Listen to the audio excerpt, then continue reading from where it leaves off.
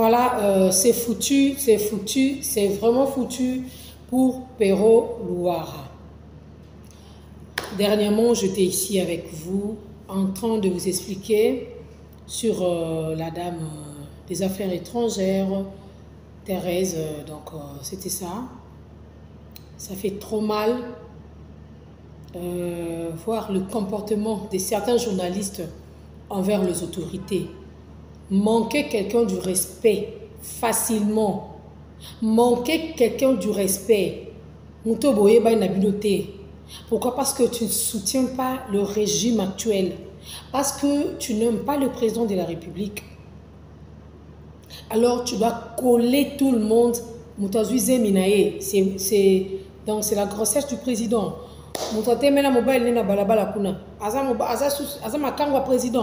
Donc, il y a de ces trucs-là. Avant, tu dois quand même te gêner.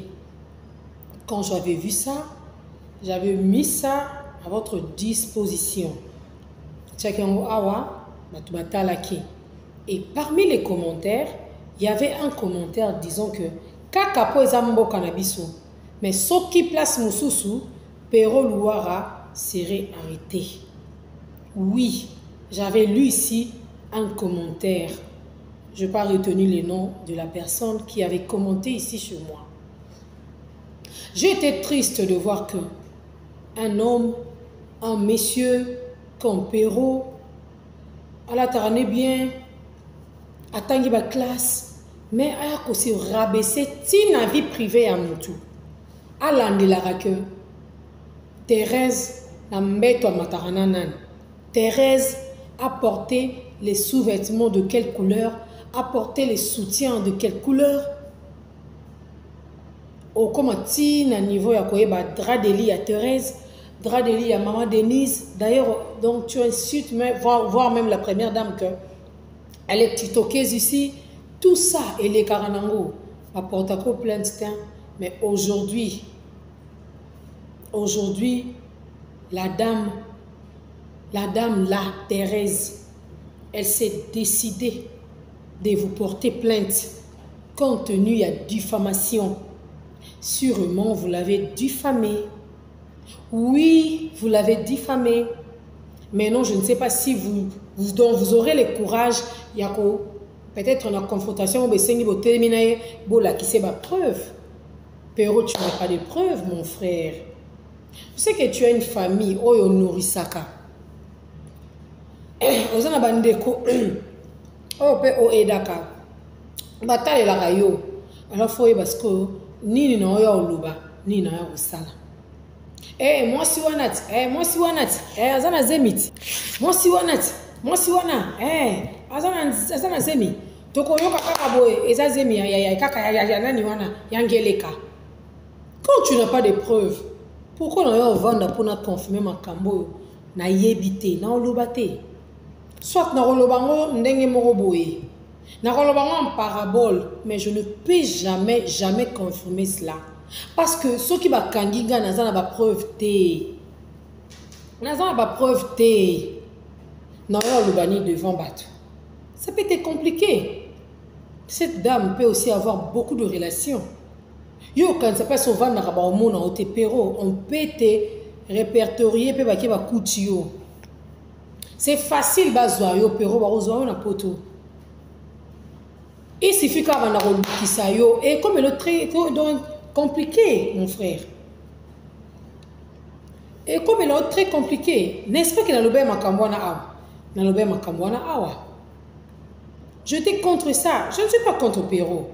Je ne suis pas contre les analystes de Pero. Mais confirmer quelque chose qui n'est pas vrai. Et surtout que c'est la vie privée à mon tour. Pourquoi mes matins? Parce que ta vie privée, Pero, tu vas bien ôter. En cherchant tout connaître sur la vie d'une personne, esclave à Moutouana. Donc, ce qu'à côté de toilette, toi tu sais que maman Thérèse à côté de toilette. Quand elle a la diarrhée, Pero Luara doit connaître que Thérèse a la diarrhée et ensuite, à part diarrhée, à côté déjà toilette, on a une image pour qu'on ait un corrélaté. Parce qu'aux gens, on y a une analyse. Et c'est que moi, je t'avais posé comme question ici. On est ça, analyse à l'olengeni. Pero, au fur et à mesure, aux gens qui ont le kuta mingi, batu, kiki mayo, pe croire na yote. Parce que tu étais la première personne, il y a quoi sur les solo ya, grâce à Amy Coutinho, babundi bitumana maman Denise, c'était toi. Grâce à Bimarana Fati, c'était toi Pero. Je ne sais pas pourquoi. Qu'est-ce que tu gagnes dans ça? Donc ça te fait plaisir quand tu es au lobby bongo, Félix, et en même temps, tu as monté maintenant, tu as monté kaka. Wana zo se kozo ba na kotsa mbongo na binyata na no Thérèse oyo na sakana na esprit na bango na lapisa na Thérèse dossier grossesse. La ministre des Affaires étrangères Thérèse Kaikwamba porte plainte contre le journaliste Pero Luara pour diffamation, faux bruit et atteinte à la vie privée. Tout le monde ne supporte pas ça. Oui. Et toi aussi, Pero, tu le sais bien que tout le monde ne supporte pas ça. On les a harcèlement. Même si cette dame était célibataire, ce n'est pas ton problème. Même si elle était célibataire, ce n'est pas ton problème. Quand on a nommé cette femme, place à Zawana, oh, Azara est obligé, peut-être, Abima, oui, c'est parce que, Pero, tu sais combien de femmes, combien de gouvernement, des femmes mariées, mais elles couraient toujours derrière le ministre, derrière le PDG, derrière le président de la République. On a connu l'histoire de Tchalamona ici. Qui pouvait croire ça? Qui pouvait croire à ça? Tourneka Koyoka, de bouche à l'oreille, de bouche en bouche. On n'a jamais vu Mosé le père comme ça. Bavana Tchalamona, Bavandi Pesa en amoureux. On n'a jamais vu ça. Mais Pero Douana, on savait que Tchalamona était avec Claude Machala. Ah, dans une même maison. Sa femme, Penza, sa femme. Il y a beaucoup de ministres ici. Femmes. Obaleka. Bana Mobutu. Basara ba scandale belé. Pourquoi okoya ovande la lisolo a montu lokola ntoki lo nini? Olmo sala ngo lokwa soki pe et sakola ya mawa. O me mongo na bandenge moko boy.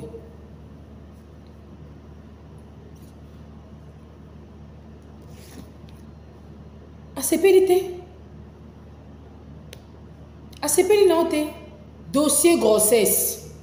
C'est toi maintenant qui va nous montrer l'auteur de cette grossesse. Point barre.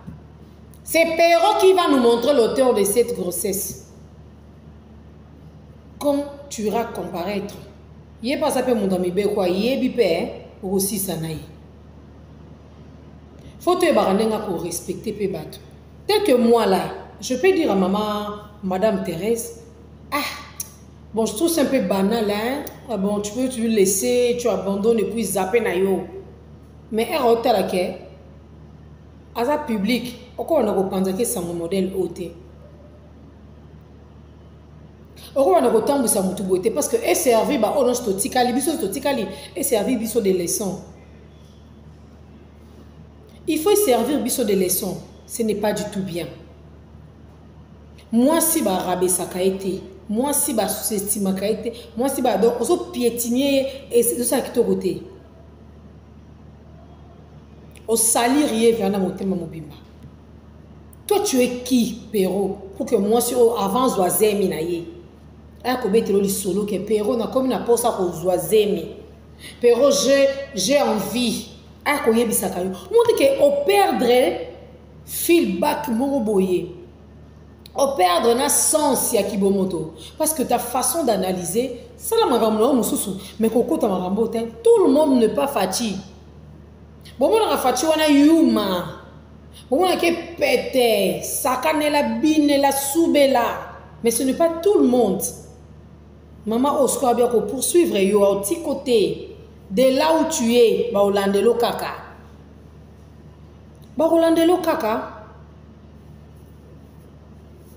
Barolandelo kaka. Thérèse Kaikwamba porte plainte contre Pero Luara. Emmanuel Banzouzi et le site Congo Intelligence pour diffamation sur les réseaux sociaux. Et na ba site yo pose un site donc ozo publier article oyo eza lokuta o publier na yo Emmanuel Banzouzi on est Banzouzi oh ndeni ni média et kotisi médiocrité makasi boye ndeni média et perdre penza ba valeur nango perdre sens nango non. Maman Olive Lembe Kabila avait mis au monde son deuxième enfant. Moi, on a appelé ça comme Junior, hein? Junior Moboui. Si je ne me trompe pas. Parce que juste après Sifa, c'était garçon d'Ariane Sifa. Maman Olive a passé sous Banam sous là, je ne sais pas. Et dans ma vie privée, il faut faire très attention. Maman Olive Tanga Bota mon anéwana. En aucun jour, Moutoua Beterango l'histoire parce qu'on a connu l'histoire à Weyaka. Eh, Maman Olive, Koutou, Azalaka na mobali moroboy, Azalaka boy. Wana Koutou, ok, classe. Tozo kakaka. Mais aucun journaliste à Vanda, Paul Obake, d'ailleurs, moi, na wano bota, Azalaka yaji kakate. Non. Et ça, biloko yo, et bota ba problème. C'est pas dit parce que je passe là devant vous. J'ai le monopole. Nami mona gang. Bon héroïne. Est-ce que bino borozala? Bino borozala ti. Alors s'il faut bien travailler, faut tout ça musala oyo. Donc nandenga bien. Sois libre, sens-toi libre. Ya osala musala non mais sala musko nandenga bien. Kole ki sango ba forme mo boite ko kena ba ndenge mo boite oyo lingo kena ngwana. Et ne pense pas que yo nomto yebi kole kabatu nyonso. Non. Pero ya esko ekoleka. Ya pero luara ekoleka. Même Ndindia leki pero foya. Ndindia kosoli kuna pero luara foya. Non mon frère, non.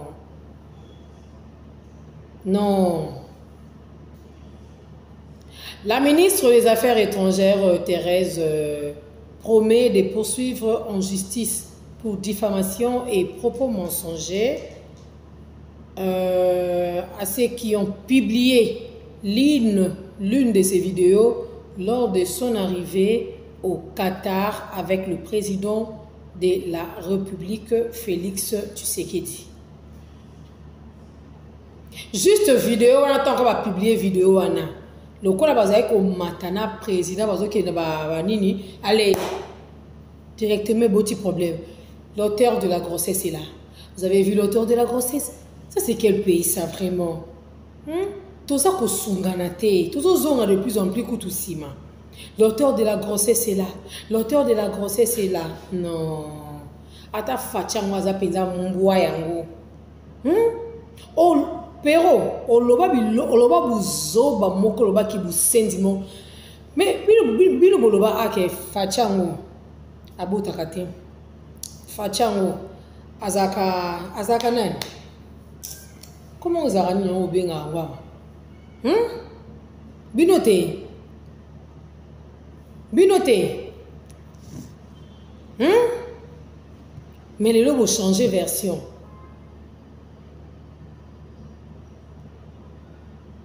C'est très compliqué.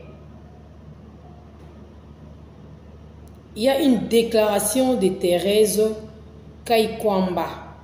Ces derniers jours, plusieurs publications et vidéos diffusées sur les réseaux sociaux ont relayé des propos mensongers et diffamatoires à mon encontre,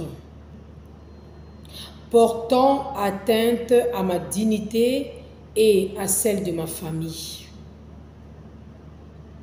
Ces attaques ont tenté d'essuyer ce qui aurait dû rester un moment d'intimité et de joie pour ma famille. Elles ont aussi cherché à me décréter... Pardon, à me décrédibiliser et à affaiblir ma voix dans l'exercice de mes fonctions.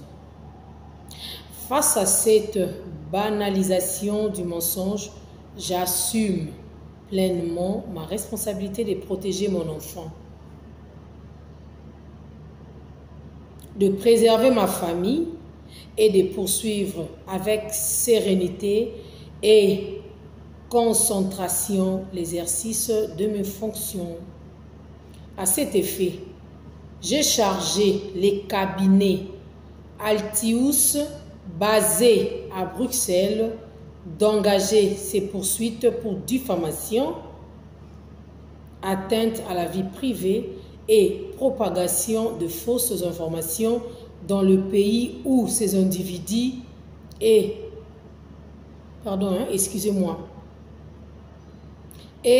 entités opèrent, notamment en Belgique, en Suède, aux États-Unis, afin que le responsable de ces mensonges soit appelé à en répondre devant la justice. Dossier KI.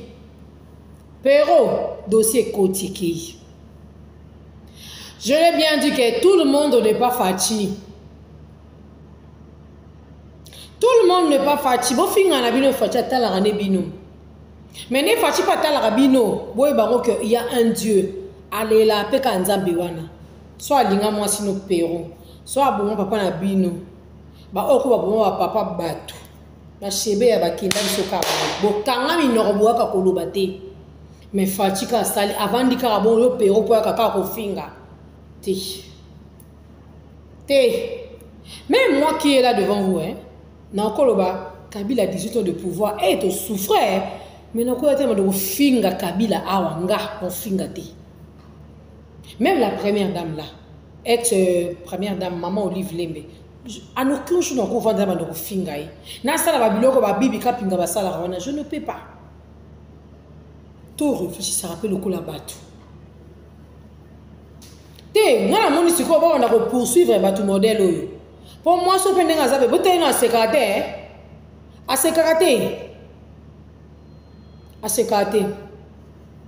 Bien, si tu es à Rossola, ma soeur, maman Thérèse, banaliser un bois qui ça. Mais retard, dossier c'est qui? Ces procédures viseront dans un premier temps, messieurs Pero Louara, opérant depuis la Belgique, responsable de la chaîne CPL TV. Monsieur Emmanuel Bandouzi, responsable de la chaîne Bishop National, opérant depuis la Suède, ainsi que les sites congointelligence.com.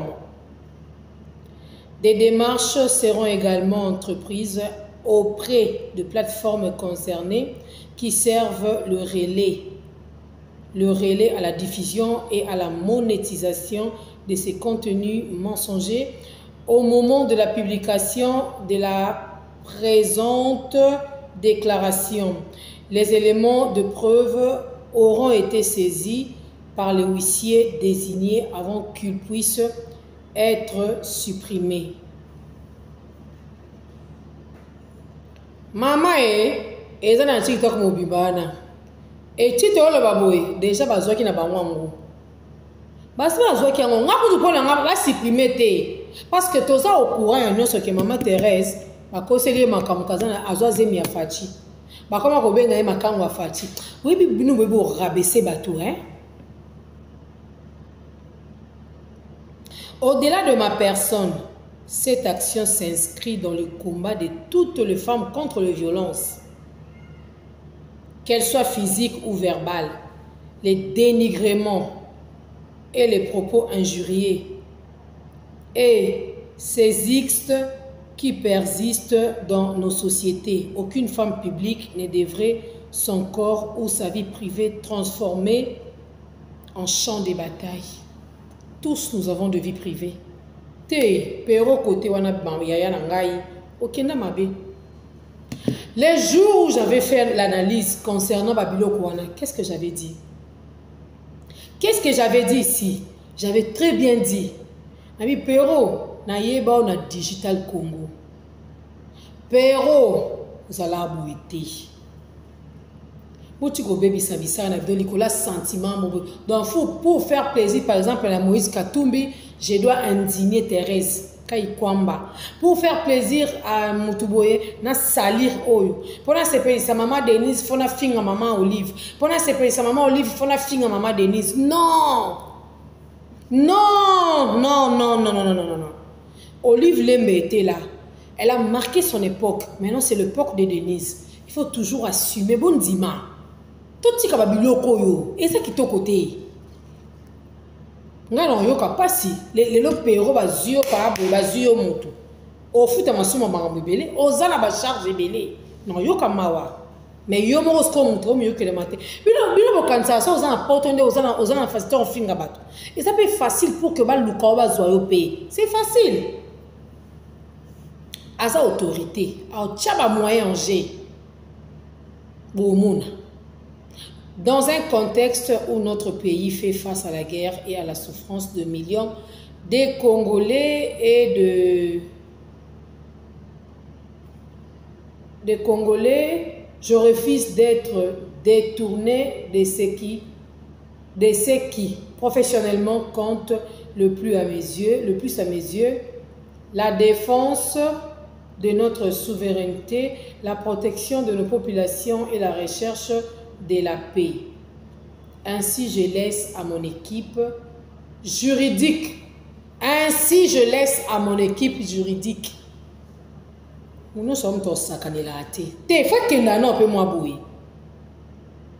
Ainsi, je laisse à mon équipe juridique désormais les soins de mener à terme le travail engagé afin que la justice suive son cours pendant que je continue à me consacrer pleinement à mes responsabilités. Oui, ils appellent un bateau à l'objet kunante, maman Thérèse Falotikanoka aux personnalités publiques, il a fallu que tu laisses et ça la nini. C'est sa vie privée quelque part. Oui, il y a beaucoup de gens qui laissent, mais elle n'a pas supporté ça. On te le la péro. Na famille na yemo kose bato bazoka pe bazemi. Est-ce que pera ke na kolandela ba kaleson na bango? Akena koyeba ki akusha kina mobali boy. Ah tabou ezate futo loba. Bande kwa pero ya basi. Oh nyos bakina kola na ba mibali. Est-ce que pero yebaka pour que ayaka kalandela ka mama oyo. Nyos mama o memi ngamuka po à travailler na Félix. Pero yo soki mama o na soki Félix te yo lungwe ba mama o wapi. Okola mukam comme ça on dit ko finga maman Judith. Maman na biso ministre, premier ministre na biso. Donc gouvernement nyonso. Et le komoko fait facha sala kaya kitoko pa pero ezate. Ezate. Pero abosani 18 ans, abosana. A comment na audace, comment mimoni. Non non non non non. Oyebi ko salir penza batu. Oyebi ko salir penza batu na motema no mobimba. Mais yeba ke ok na ngoma be. Et ke kitoko te. Information yangwana. To pesi bino. Moi je me récupère bino pe bon me kapé ko loba par rapport na ngo pour mateka biso monde batolobi biso mokate. Et ça les quitte au côté. Moi si wapé ça qui respect. Attends moi si oyo kushaka na wana. Olingate mutwa salirié. Fati mukonge kufa. Fati impuissant. Mais quand Fati wana bobosani bobandi suko bambele bazemi ya bato mususu. Non. Un peu de respect. Non.